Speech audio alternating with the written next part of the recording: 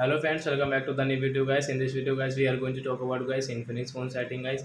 In this video guys, I am going to show you guys how can you on and off your hotspot in your Infinix phone guys. Guys, you don't know guys how to on guys how to use hotspot setting in your Infinix phone. So guys, don't worry guys. In this video guys, I will show you guys how can you on your hotspot in your Infinix phone guys. So guys, now let's see how can we on it. So first of all guys, open your phone setting to on your hotspot, personal hotspot. Then guys scroll guys, you can see your hotspot settings, so guys tap here.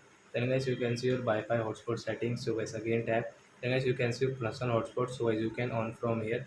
After on guys you can see one more thing guys, share hotspot setting. So you want to share your hotspot settings, so guys you can share from here to scan guys. And guys you want to off it, so while after of guys this share option, this your share hotspot setting will remove from here. So when you will on it, then guys you can see your share hotspot setting, so you can use it like that. And guys you can use guys your one time data limit setting in your Infinix phone.